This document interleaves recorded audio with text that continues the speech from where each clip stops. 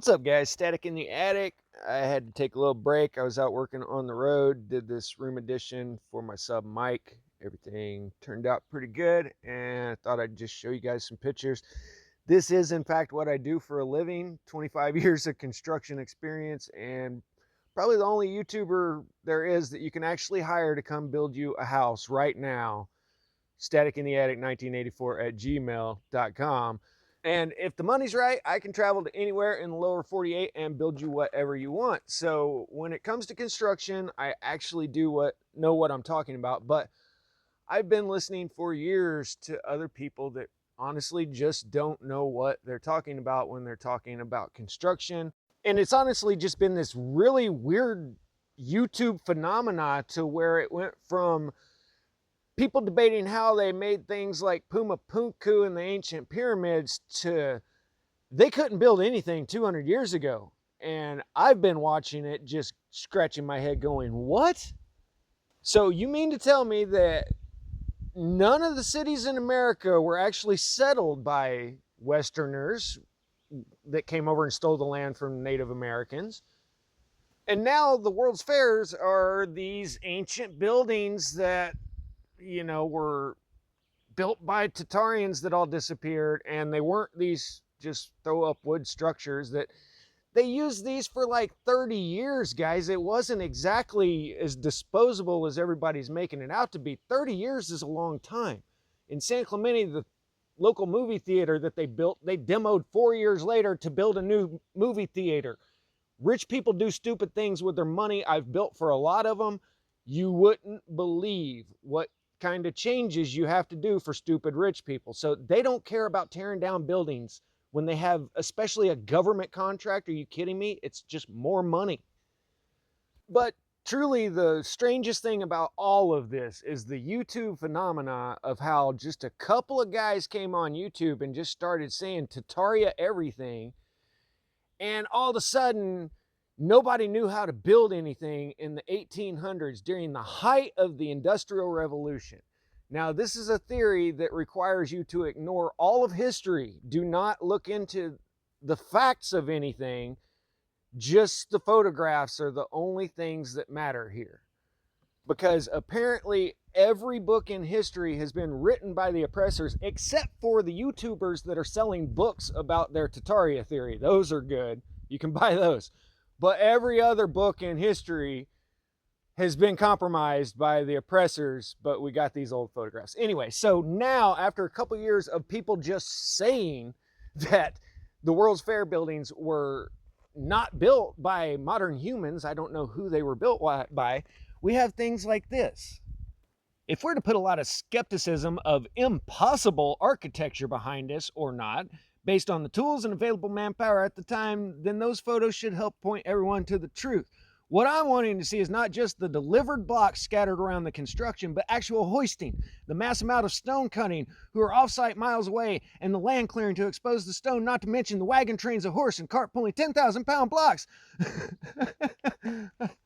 Okay, so all you need is a feature-length motion picture film from before the motion picture camera was built.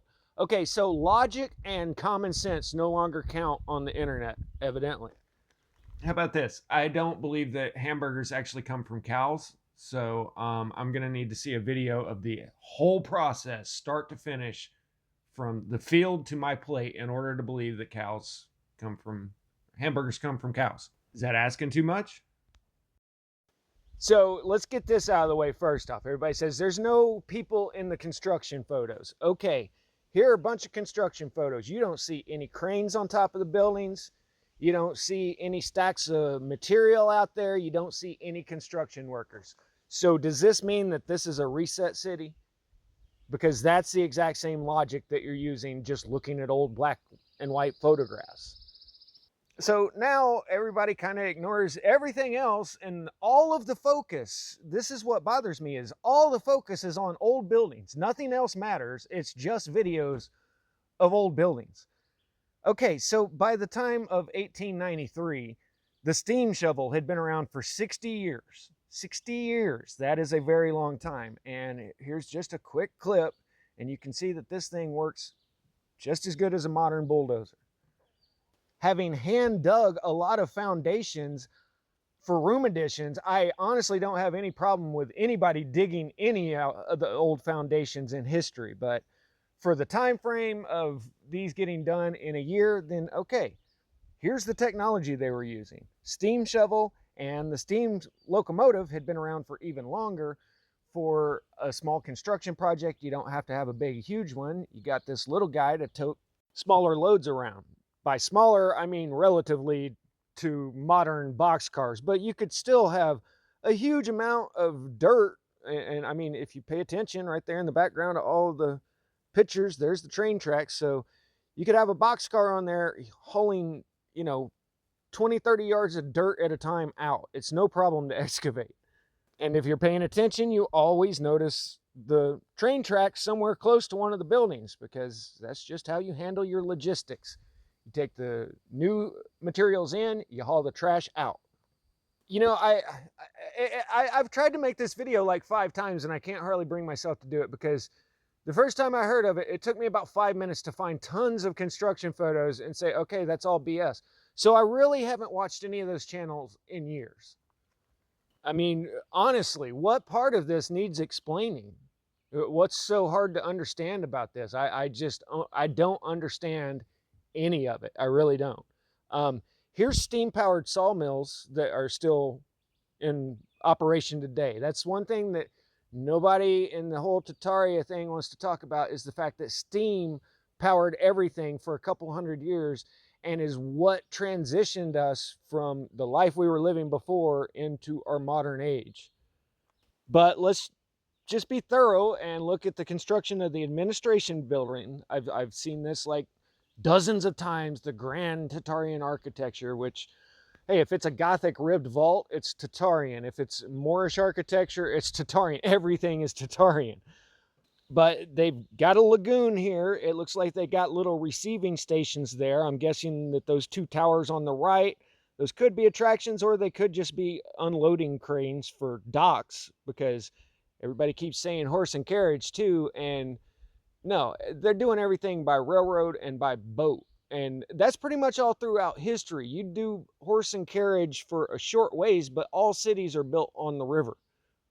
But in the background there, you see the walls are framed for the 2-tiered dome, and you see the little crane on top. And here's the finished building. This is literally the exact same view. That's the administration building over there in the background. Once you have all of the walls framed up, which you can see on the left-hand side, everything's framed and not plastered yet.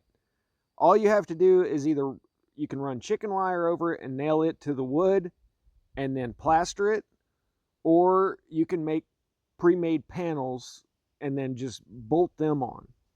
Or they could even be nail on if you're not too worried about waterproofing, if it's temporary. But okay, like right here, you see some prefab panels that they nailed on, bolted on, whatever. And then here's the cornice of a building. That's all the decorative eaves, and here's exactly how all that stuff is made. Stuff still goes on houses every single day today. Here's you order these prefab foam cutouts, and then you just stucco over them, and that's it. And it lasts for a really long time.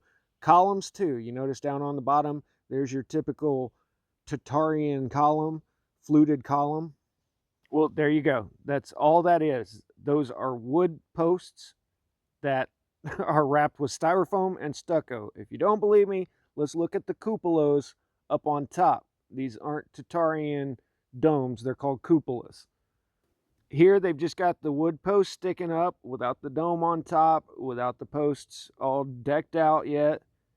And that's all there is to it. You just build a structure out of wood, and then you put all this fancy stuff all over it, and it looks pretty from far, but when you get up close, everything looks like this. It's just cheap plaster. And also, to keep making these videos over and over, you have to ignore all of the weird little sideshows and the representations of every country around the world and all this stuff. So, like I said, I don't get it. And who are these people? did they honestly believe what they're trying to push on everybody? I mean, if so, then all I can do is say that they're the worst researchers that I've ever seen in my life. If not, then I don't know. Is it a Marxist kind of thing with erasing history? Because that's all they're actually doing. Because there hasn't been a reset in our timeline in hundreds of years. American history, other than being taken over by banksters, has been continuous for a few hundred years. And now, with the invention of the internet, then everything's starting to get erased from our history. How does that work? It's just this weird thing. And am I the only person that finds it extremely weird and coincidental that every single channel out there that's a quote unquote truth channel is only focusing on old buildings now and nothing else? It's just old buildings. So that's all I see out there. And I don't watch any of it. It's a waste of my time. I never learn anything new. It's just looking at buildings and speculating. So how is it that everybody came to the same conclusion after a few YouTube purges, and now that's all anybody will talk about? Am I the only one that finds this weird?